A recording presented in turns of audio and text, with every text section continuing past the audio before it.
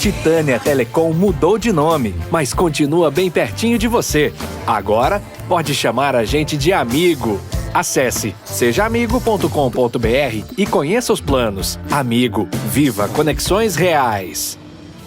Olá, meus amigos. Sejam bem-vindos a mais uma entrevista aqui no Repórter MT. Hoje nós vamos conversar com a psicóloga Eliane Fernandes sobre um assunto aí que está em voga. Constantemente a gente está ouvindo falar sobre isso, que é o transtorno de déficit de atenção com hiperatividade, o TDAH. Seja muito bem-vinda, Eliane, para falar desse tema que realmente é bem atual. Quanto mais a gente vai conversando sobre, mais coisas a gente descobre. Seja bem-vinda de novo aqui no Repórter MT. Obrigada pelo convite. O assunto ele tem se destacado muito recentemente, porque a gente tem melhorado, a ciência tem melhorado a forma de diagnóstico, né?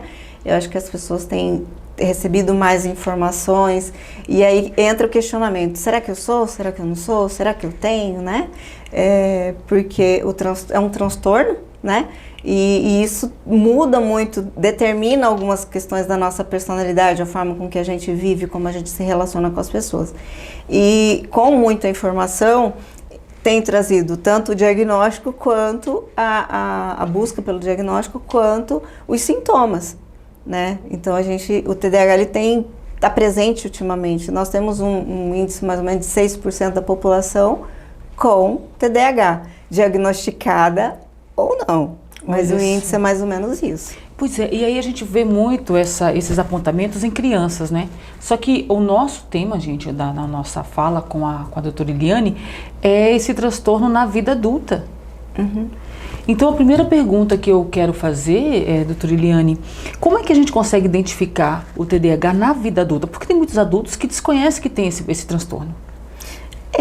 Assim, o que está acontecendo muito é o acesso à informação, né? Vai lá nas redes de busca algumas coisas, ou fala. A gente tem se falado muito desse assunto como as crianças, normalmente as crianças elas puxam algumas situações, né? A família tem diagnosticado o filho e quando vai na devolutiva, quando vai conversar, fala assim: mas eu tenho tudo isso também.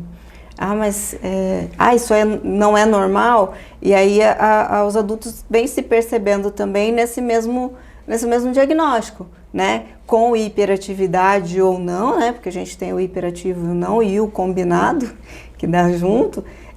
Aí a gente vai trazendo, as pessoas vão descobrindo e vão buscando mais. Eu acho que o que tem aumentado muito é a busca pelo diagnóstico, né? Eu tenho recebido muito no consultório isso. Eu quero fazer a avaliação para saber se eu tenho TDAH, né? O TDAH, ele é genético? É genético. Quais são as causas dele, doutora? Tem uma causa específica? Não é, ainda não tem esse determinante, assim, é isso que causa, mas é uma herança genética, sabe? Então, é mais estudado os sintomas, né, do que a questão das causas, até porque não se chegou nessa traço ainda. Então a gente tem o autismo também é genético e ainda a gente está nesse processo de pesquisa.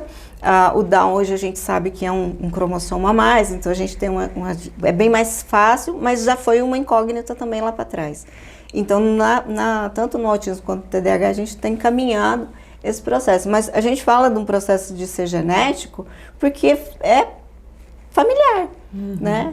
E para nós, entendendo a vida adulta, para nós é muito mais assim difícil, foi muito mais difícil a gente ser diagnosticado lá. Por quê? Porque a gente tinha uma educação diferente, o processo nas escolas era diferente, né? E não tinha, até por falta vamos dizer assim, de pesquisa, né, de informação, a gente era tratado de uma forma diferente. Sim. Hoje, quando a criança destoa, acende-se algumas luzes ali e vamos investigar. Nós, na nossa infância, quando destoávamos, os nossos pais eram chamados e a gente ia ficar de castigo. Sim. Ia fazer 10 vezes, 30 vezes a tabuada. Então, assim, não é... né? Então, não que uma coisa que é importante a gente deixar bem claro é que quem tem diagnóstico de TDAH ou quem é TDAH, ele não é que ele seja vamos dizer, burro, não. Ele tem toda a capacidade cognitiva, ele só não é acionado. Então, se botar a gente para fazer 30 vezes a tabuada, eu vou aprender a tabuada. Não tem jeito de eu não aprender a tabuada, só que eu vou aprender a tabuada em 1 ano. Quem não tem TDAH talvez aprenda em 1 mês, entendeu? Então, assim, a gente tem, não que eu não vá Tem fazer. processos diferentes. Tem um processo diferente. E aí eu fiquei tão surpresa, que eu gostaria até que a senhora partilhasse essa informação com quem está nos acompanhando, que a doença parece, esse transtorno parece ser novo, mas não é. Não é. Os primeiros casos... Então, nós temos primeiras menções num processo de desatenção, crianças diferentes, né? Em 1700, 1800, já tem, né? Lá para trás, algumas notícias. Mas por que não temos grandes notícias lá? Porque a educação não era sistematizada. Entra naquilo que a senhora falou agora há pouco. Exatamente. Então, nós não temos uma educação sistematizada. Então, nós não tínhamos, porque apesar do TDAH permear todas as áreas da vida do sujeito, criança, adulto e idoso, as dificuldades elas vão estar em todos os âmbitos, é na escola, no âmbito escolar, que aparece essa diferença maior e acende as luzes. A gente presta muita atenção nessa questão do déficit de atenção, mas quais são os outros sintomas que a TDAH apresenta? Que o TDAH apresenta? Então, o TDAH ele é uma dificuldade, um mau processamento, funcionamento da função executiva. Função executiva, a grosso modo, ela seria o nosso processador, certo? Então, eu tenho dificuldades, quem tem TDAH vai ter dificuldade em todas as áreas da vida. Para tomar um banho, para sair, para se organizar para ir trabalhar, para saber o que eu sinto, para saber o que eu penso, porque eu preciso organizar essa informação. Então, quando você me faz uma pergunta aqui, a minha função executiva funciona rapidão, eu vou lá, busco essa informação, eu processo e aí eu te trago de uma maneira organizada, estruturada e coerente. Né? Só que isso demanda de muita energia neurológica. Então, o que acontece? Quem tem TDAH, ele até vai conseguir fazer essa informação, mas vai ser uma maneira mais rasa, vai demorar mais, né? Então, de pronto, o TDAH vai falar assim para você, não sei. Porque o não sei é mais fácil, é mais rápido, é mais eficiente. Não é preguiça de pensar nada disso, é porque ele realmente não sabe. Não sabe, porque pensa assim, você vai ter... Bom, eu gosto muito de analogias. É como se você pegasse e falasse assim para ele, vamos comer. Mas o comer envolve todo um processo, sentar numa mesa para jantar, para almoçar, ela envolve todo um processo de organização, de estrutura, né, de logística, que vai demorar muito para eu fazer e eu não tenho esse preparo para fazer. Então eu acabo a gente fala que o TDAH ele acaba sendo raso, sabe? Ele tem toda a capacidade do mundo para ser profundo, para aquilo ser mais coerente, né? Uma produção mais rica, mas não, ele fica ali mediano, né? Sofre e aí ele acaba não produzindo a quantidade, por quê? De qualquer área da vida, tá? E aí entra os desinteresses, porque se eu vou me interessar e eu vou cansar demais, aquilo é cansativo, aquilo dá trabalho, aquilo envolve tempo, não quero. Né? Até porque o nível de dopamina do TDAH é muito menor do que quem não tem TDAH. Tem tratamento? Tem Qual sim. que é o tratamento indicado? O tratamento é multidisciplinar, né? Então a gente pode ter, basicamente seria psicoeducação, dentro de um processo tanto psicológico, psicoterapêutico, quanto psicopedagógico. Falando de uma criança ou de um adulto que tem dificuldade de estudar, né, de organizar a vida. Medicamentoso, né, que seria a medicação, são várias medicações que hoje são indicadas. Por incrível que pareça, a alimentação, ela interfere, o estilo de vida interfere, né? Então, assim, a gente atividade física contribui? Muitíssimo, muitíssimo, porque quando eu me movimento, eu preciso de, sei lá, para nadar, a função executiva roda muito forte, porque eu preciso me organizar, para eu me manter em cima da água. Eu tenho um braço tá vindo, a perna tá mexendo, a outra tá vindo, eu tenho que fazer assim com a mão, e aí eu tenho que respirar. Então eu preciso fazer várias coisas. Estimula, né? Estimula porque vai ativando áreas no cérebro que vão ajudando nesse processo. Então a resolução de problema, ela vai aparecer. Uma das coisas que a gente tem muito com o TDAH são as questões de explosões, labilidade emocional, né? Eu explodo muito rápido, eu descontrolo muito rápido, eu fico triste muito rápido, tudo é muito. Por quê? Porque eu não consigo, dentro, me organizar. Isso. Então, eu me deparo com uma dificuldade, em vez de eu voltar um pouquinho para trás e falar assim, não, eu posso fazer isso, eu posso fazer aquilo. O que eu estou usando? A função executiva. TDAH tem dificuldade com o processo inibitório também. Então, quem não tem, volta para trás e fala assim, não, eu não posso gritar com ela agora. Isso em frações de segundos, milésimos de segundo. Eu não posso gritar com a Ana agora porque eu vou deixar ela magoada, eu vou deixar ela triste. Então, eu volto um pouquinho para trás e falo assim, não sei, vou ver. O TDAH, ele já, algumas vezes, ele já vai explodir, né? Até porque ele está na linha. Já tem muitas coisas acontecendo e ele não está conseguindo lidar com tudo isso. E tem cura? Cura não. Não tem cura. Não, porque é um transtorno. A pessoa vai ter que conviver com esse transtorno. Transtorno. Quando a gente fala em transtorno, a gente já elimina a cura, porque não é uma doença. Então, quando a gente falar de transtornos, você vai falar de tratamento. Tanto a medicação, quanto a terapia, quanto as outras sessões, outras situações que a pessoa pode fazer, vão auxiliar na ativação neurológica, ativando essa parte, esses esquemas, essas regiões, ele não desativa mais. Eu vou continuar usando. Então, eu abro o caminho para aquilo ali. Então, quanto mais interesses a pessoa tiver, que o TDAH tem a facilidade gigante para ter vários interesses. Tá? Então, quantas mais situações eu conseguir me estabelecer, eu conseguir ter êxito, é uma das questões muito importantes, que eu consegui terminar. Porque uma das características do TDAH é começar muitas coisas e não concluir. Então, por que começa? Porque a dopamina, a quantidade de dopamina no cérebro é muito pequena. Então, todo o começo, ele é muito gostoso. Eu me empolgo, eu me animo, eu vou lá, né? As meninas com TDAH, elas têm muito hábito de comprar agenda, comprar caderno, comprar post-it, comprar caneta, comprar estojo novo, comprar luminária, deixa a bancada linda. Mas não vai estudar. Né? E me diga uma coisa, o uso de substâncias, seja lícitas ou ilícitas, elas podem agravar o quadro de alguma forma? É necessário um cuidado especial no caso de quem tem, no caso das ilícitas sempre, mas é necessário uma observação mais cuidadosa, doutora Eliane? Sim.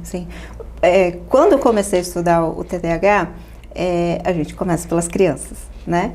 E uma das características que me puxou muito para eu trabalhar isso, principalmente com as crianças, é tentar evitar que a gente chegue nesse processo. Porque é um cérebro a 1000 por hora, é uma mente a 1000 por hora. Fala o tempo todo, né? Fala muito rápido, pensa muitas coisas, é um cérebro barulhento. Então, nós temos um índice muito grande de pessoas com TDAH que vão para o uso de substâncias. Por quê? Porque principalmente as supressoras, né? Aquelas que abaixam bebida, né? O álcool, a maconha, né? Por quê? Porque ela baixa. Então a pessoa fica quieta, a cabeça dela fica quieta. E isso a gente tem um problema. Algumas medicações também vão deixar quieto, né? E aí, pro TDAH, isso é muito bom porque ele consegue ter uma paz. Eu brinco, falo assim com as mãezinhas, é como se você tem, para quem não tem, tenta viver com uma rave na cabeça. Só que nessa rave você ainda tem que trabalhar, você ainda tem que se organizar, você tem que falar com as pessoas, é muita coisa ao mesmo tempo. Todo o nosso processo mental, ele demanda de muita energia. Demanda de muito desgaste, né? A gente se desgasta muito. Então, o uso de entorpecentes e também o uso da comida, tá? Também o uso da comida.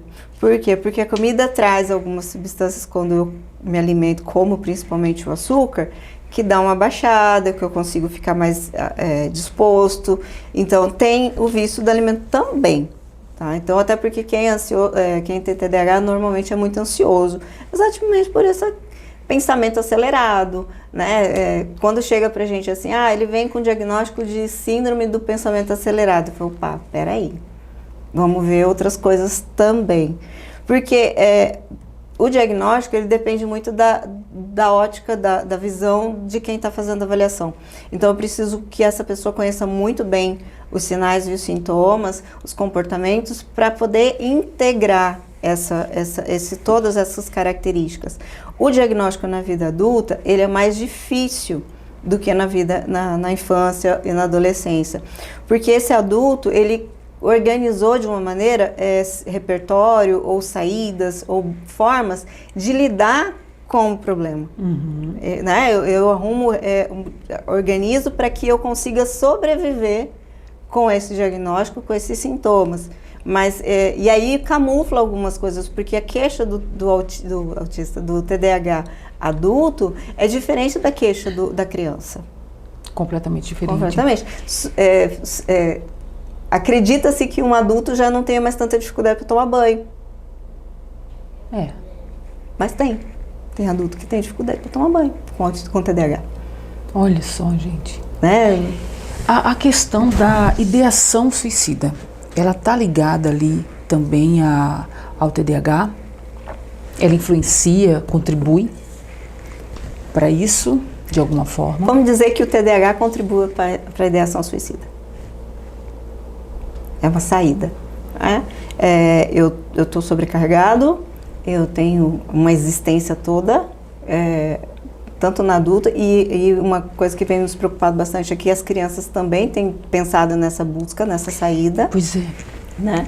Então, assim, eu estou sobrecarregado e eu não sei o que fazer. Eu não tenho essa ferramenta, não naquele momento, tá tudo junto.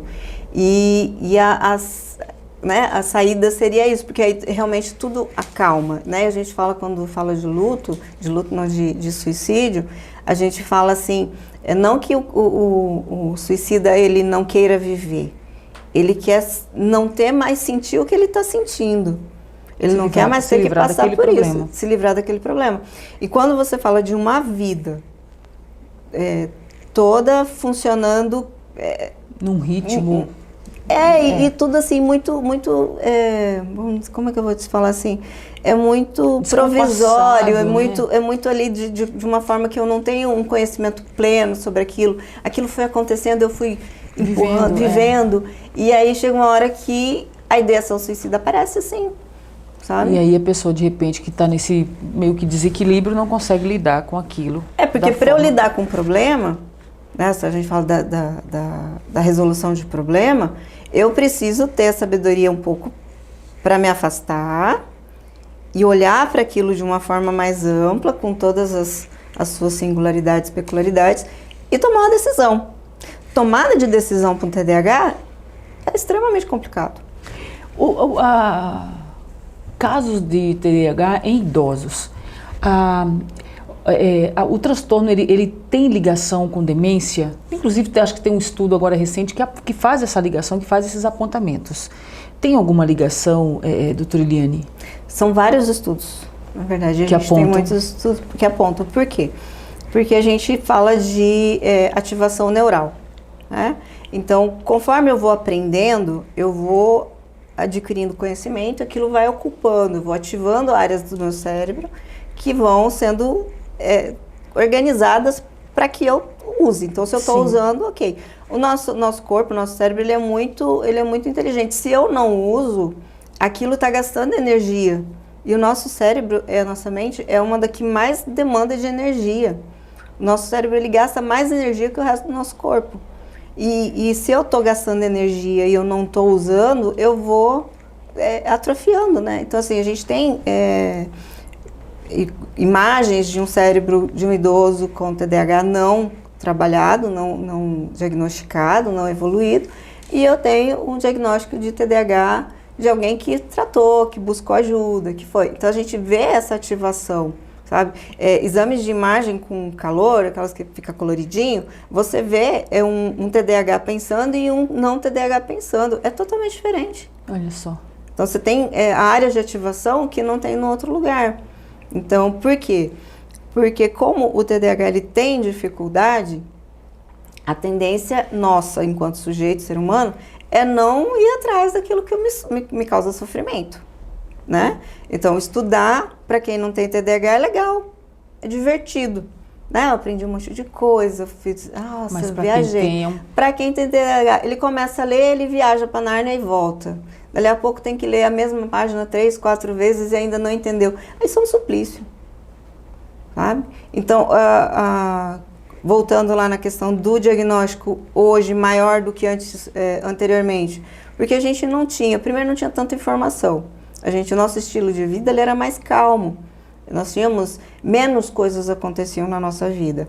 Os smartphones, eles trouxeram esse excesso de informação, certo? E esse excesso de coisas para fazer. Então, antes a gente conversava, para falar comigo e com você, tinha que ligar no fixo daqui, eu tinha que ir lá na nossa casa.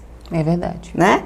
Então, as pessoas até ir lá, resolvia esse assunto. Não, hoje não. Eles mandam 3, 4, 5, 10 mensagens. Se eu pegar meu celular agora, se você pegar o seu... Eu mandei umas 10 para a senhora hoje de manhã. Exatamente. Então, a gente acaba que tem essa não ativação, certo? Então, o tratamento ajuda nisso. Eu vou ativar áreas no cérebro, eu vou ajudar nessa ativação, eu melhoro a velocidade de processamento. Então, quanto mais eu vou naquele lugar, mais rápido a informação acontece. E aí eu consigo ter respostas mais eficazes, mais eficientes. E evitar até o que a gente falou antes, até o suicídio, evitar as crises de raiva, né? E até a própria demência? Pode ser? Demência, sim. Se não por causa do TDAH, mas hoje, falando de um modo geral, a ativação neurológica ela é primordial para tantas outras coisas na nossa vida. A gente tem outros transtornos e outras doenças que elas vão depender a velocidade de avanço da doença, vai depender se a pessoa tinha uma vida ativa ou se ela não tinha uma vida ativa. Né? Então, e eu fico com medo porque é uma população hoje de celular que não tem. Então, assim, habilidade de martelar um prego é importante? Eu aciono várias coisas no meu cérebro, na minha mente, para poder acertar o prego. E doutora Eliane, eu e mais as pessoas que estão aqui nos acompanhando, nós conseguimos identificar em nós alguns desses sintomas e sinais que podem apontar ali para o TDAH? Existe alguma coisa, alguma observação que a gente possa fazer sobre isso em nós mesmos? Tem sim. O que a gente pode observar? Primeiro, a gente precisa entender que os sinais e os sintomas, eles precisam acontecer em vários âmbitos da tua vida. Certo? Eles têm que ser, por exemplo, a gente falando da vida adulta, eles têm que vir já desde a tua infância. Né? Então, a desatenção, que é o que mais chama. Sempre fui uma criança desatenta, né? Aí nós vamos buscar lá na nossa família as histórias. São hilárias hoje, mas na época podiam ser bem irritantes. Né? Então, eu preciso que isso seja desde a infância, eu preciso que isso seja em vários lugares da minha vida, e eu preciso que isso esteja durando mais do que 6 meses, e não seja algo pontual, porque às vezes alguma coisa muda na nossa vida, uma mudança de trabalho, uma mudança de situação de vida, alguma coisa assim, e acaba nos sobrecarregando naquele momento. Ou eu passei por uma cirurgia e eu acabo, assim, a anestesia ela traz algumas coisas, então eu acabo passando por isso. Teve a turma que teve Covid, né? Então, assim, antes do Covid eu não tinha, agora eu tenho, então a gente precisa desse olhar. Nesse processo da entrevista, né? Ou se observar, desatenção, esquece as coisas, começa as coisas e não termina, né? Tem muitas inícios, começa muita faculdade e não termina, ou começa projetos em casa e não termina, né? Algumas questões assim de conversa, de socialização também. Estar entre as pessoas me cansa. Então, eu tenho isso. A dificuldade de aprendizado, né, que é uma das características principais. Então, eu não consigo fixar, eu até gosto, mas eu não fixo aquilo que eu li, ou eu estou lendo e me perco, né? Então, assim, são situações em que o sujeito tem que começar a se perceber, se olhar, para ele começar a entender. Banhos demorados, né? Atrasos, a pessoa que vive se atrasando, todo TDAH se atrasa? Não. Eu tenho TDAH que vai chegar na hora. Só que para chegar na hora, ele deixa de fazer outras coisas que ele precisava fazer, né? Para poder cumprir aquele compromisso no horário. Exatamente. Então, assim, no caminho, pegando a minha vinda para cá, no caminho eu podia passar no posto, eu podia abastecer, eu podia fazer isso, eu podia passar em tal lugar, deixar isso, e calculo o meu tempo mais ou menos, e eu chego aqui no horário. Certo. Né? Quem tem TDAH com medo de atraso, ele vai sair 8 da manhã, chegar aqui e vai ficar feliz porque ele não atrasou, só que ele deixou de fazer outras coisas na vida dele. Então, a característica maior na vida do TDAH adulto seria essas perdas, né, esses prejuízos que ele acaba acarretando na vida ao longo do dia a dia. Para a gente concluir, doutora Eliane, será que a senhora pode nos dar dicas práticas que pode facilitar a vida de quem tem o transtorno, garantir mais qualidade de vida, melhor relacionamento com as pessoas, né? Existem algumas dicas que a senhora pode dar que possam auxiliar as pessoas nesse sentido? Temos algumas. Como eu te falei... Tudo é negativo no TDAH? Não. TDAH, a capacidade cognitiva de quem tem diagnóstico de TDAH é muito alta, sabe? Então, só que a informação não chega lá. Olha só. Né? Tem todo mediano, tendo capacidade maior. Eu falo em consultório assim, que eles acabam, quem tem TDAH precisa mesmo ser bastante inteligente ou eficiente na vida. Por quê? Porque ele consegue ser mediano passando por essa tempestade toda, sabe? É muito difícil. Eu falo para as mãezinhas e por coisas assim, ele está dando 100% dele. O 100% dele não é o seu 100%, mas é o 100% que ele tem. E é muito frustrante. Isso não pode ser menosprezado, né? Exatamente. Então, assim, é muito importante a gente falar assim, mas você é preguiçoso. Eu preciso entender esse processo dessa pessoa antes de chamar ele de preguiçoso, porque às vezes ele está me dando tudo que ele tem, está se dedicando, está estudando, mas não consegue. Tá? Então, assim, tem algumas coisas, e vai depender essas dicas, a forma de lidar, ela é individual, por quê? Exatamente porque alguns vão ter algumas dificuldades, outros vão ter outras facilidades, né? Não é raro você encontrar as pessoas diminuindo quem tem TDAH, mas você está fazendo faculdade, você é médico, você é publicitário, você é advogado e tem TDAH? Não, sabe? Foi sofrido para aquela pessoa, talvez... mas ele não deixa de ter a capacidade. E TDAH também tem hiperfoco. Então, se ele está trabalhando naquela linha que ele gosta, que é prazeroso, que aumenta o nível de dopamina, ele fica fazendo. Aí, quem gosta de TDAH, que gosta de ler, aí não consegue fazer as outras coisas. Então, em vez de socializar com as pessoas, que é cansativo, eu vou ler, que é uma fuga. Enquanto eu estou protegido aqui, eu só estou lidando com uma coisa e eu não tenho que lidar com todas as outras, porque socializar, conversar com 4, 5 pessoas ao mesmo tempo é extremamente cansativo. Olha né? só. Então, assim, o que cada pessoa pode fazer dentro das suas dificuldades? Se eu chego atrasado, parar para entender o porquê que eu chego atrasado. Descobrir quanto tempo tem o tempo. Né? Dentro do consultório eu falo assim, quanto tempo você leva daqui aqui? Ah, não sei. Você nunca cronometrou? Não, então começa a cronometrar. Quanto tempo você leva no banho? Quanto tem de distância? Organizando a própria desorganização, entre aspas. Parar para prestar atenção em coisas que são importantes para eu me organizar e eu não consigo. Um planner. TDAH tem dificuldade de dizer não. A maioria das pessoas tem, mas o TDAH tem mais. Então ele acredita que o mundo, a vida dele com suas 72 horas que tem um dia, do TDAH tem alguns que tem 72 horas. Por quê? Porque ele pega 10 coisas para fazer ao mesmo tempo. E aí fica frustrado no fim do dia porque não fez, mas eu não consigo. Então, quando a gente vai trabalhar com planner, né, e eu preciso do planner por causa que é uma imagem só, a gente acaba falando assim, olha aí, se der tempo eu faço. Ele vai começar a ter o hábito de fazer aquilo que a gente muitas vezes faz sem precisar. Assim, eu não tenho, dá.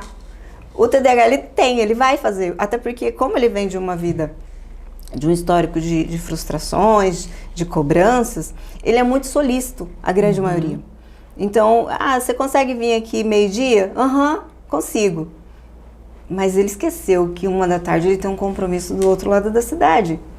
Ele acha que ele vai dar tempo, então ele sai daqui e magicamente, né, estaria lá em outro ponto 1h, mas 1h ele tinha que fazer isso, tinha que fazer aquilo. E aí o sofrimento. E o sofrimento aumenta. Né? Essa questão assim de organização, o TDAH ele tem que ser mais organizado do que quem não é. Porque eu preciso saber onde que estão as minhas coisas para eu poder diminuir a minha perda de tempo. As chaves, elas têm que ter um lugar fixo. O TDAH ele precisa muito da rotina, apesar dele não conseguir fazer essa rotina. Então, quando a gente está em terapia com eles, a gente vai implementar essas rotinas. Né? Vamos arrumar seu quarto, vamos arrumar suas gavetas, vamos arrumar sua agenda, arruma sua mesa. E o TDAH ele tem essa dificuldade, porque para arrumar eu preciso categorizar, eu preciso estruturar, eu preciso de tempo. E aí ele não consegue. A questão de cronometrar, de organizar, vamos pensar assim, atividades físicas vai ajudar, redução de açúcar vai ajudar também, porque o açúcar ele dá energia, né? Então, o certo seria, sei lá, depois das 6h a gente diminui o consumo de açúcar. Por quê?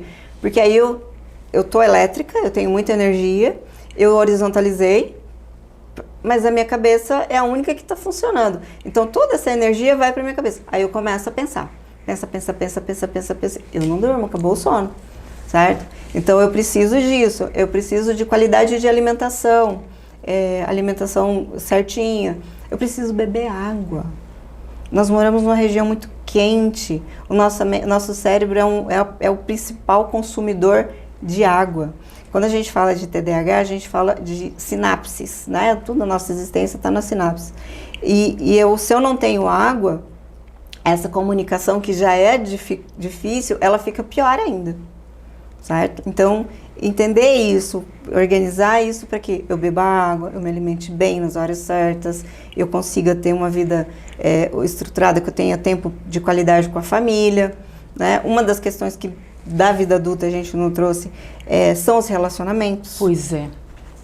Os relacionamentos prejudica também, né? Extremamente prejudicados, certo? Porque quem não consegue dar atenção ou não consegue estar presente o suficiente para que compreenda as necessidades do outro, né? Então, assim, casais com diagnóstico de TDAH são casais que precisam passar por terapia, acompanhamento, para a gente poder entender as dificuldades de um, a dificuldade do outro. Eu brinco, mas é sério, que ser TDAH é difícil, mas conviver com TDAH também é muito complicado, né? Porque eu tenho que lidar com os atrasos, eu tenho que lidar com as ausências, eu tenho que lidar com as coisas que não foram feitas. Eu tenho que fazer isso. Seja adulto ou criança, sou eu que tenho que viver com isso. Porque o TDAH está desatento. Então, até as consequências do próprio comportamento, às vezes passa despercebido. Né? Não cumprir um prazo. Eu vou te entregar amanhã. Mas e o prazo? A determinação? A gente tem não. Sabe? Ou se entrega na última hora, do último momento, até para aumento de dopamina, né? Porque aumenta bastante. Então, o TDAH ele é viciado em dopamina. Na verdade, nós todos, mas o TDAH é mais por quê? Porque ele quase não tem.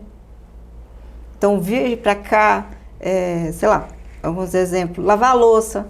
Não que seja divertido, mas a hora que você vê tudo arrumadinho, tudo prontinho, é prazeroso. Nossa, eu consegui. O TDAH ele só está entendendo que eu estou perdendo tempo aqui, que eu devia estar fazendo outra coisa que fosse mais divertido do que lavar a louça. Por quê? Porque se a dopamina lavando a louça me libera 5, eu assisti um vídeo do TikTok que eu vou dar risada, vai me liberar 10. Ele vai optar por algo mais divertido. Mas aquele prazer, aquela alegria de uma casa arrumada, de estar tudo estruturado, não acontece muito. TDAH é muito 880. Então, começar a aprender a ser mediano.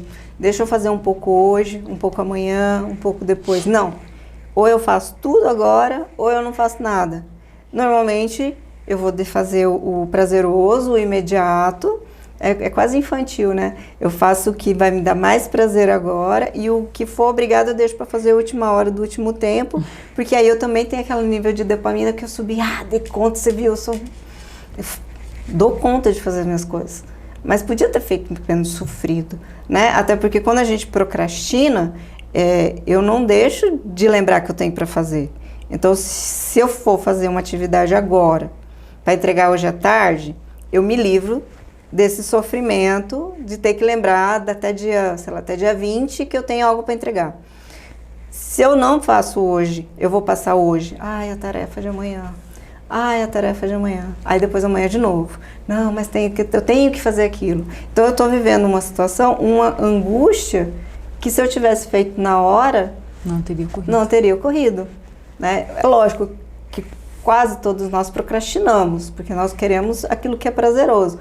Mas nós temos aquele senso do que eu preciso fazer para resolver. Eu brinco com consultório que é o tem que. Né? Respondendo aquela tua pergunta lá, como é que eu me imagino que eu tenho TDAH? É ter dificuldade com o tem que. Tem que arrumar casa, tem que lavar louça, tem que ir no supermercado, tem que pagar conta, tem que. Quem tem TDAH tem dificuldade com o tem que. Né? Todos nós que não tem também tem dificuldade, mas a gente faz. O TDAH ele vai procrastinando. Então, é todo um processo maior. A gente não pode falar de tratamentos de TDAH em um único âmbito, sabe? E como diz o tiozinho lá da Marvel, grandes poderes trazem grandes responsabilidades. A partir do diagnóstico, eu passo a ser responsável por mim. Então, quando a gente faz o diagnóstico e faz o tratamento dentro do consultório, dentro da vida, eu falo assim, agora você sabe o porquê que você faz isso. Agora você tem que trabalhar para que isso não aconteça mais. Eu tenho TDAH e tenho dificuldade de estudar. Então, não deixa para estudar um dia antes da prova. Você tem que estudar todos os dias.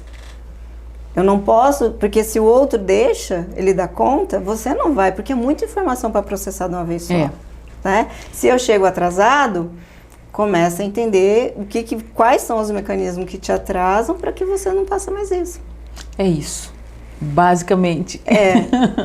Aí, doutora Eliane, muito obrigada, viu, por suas orientações aqui, por sua fala e falar de um assunto que realmente está muito presente, né, ultimamente.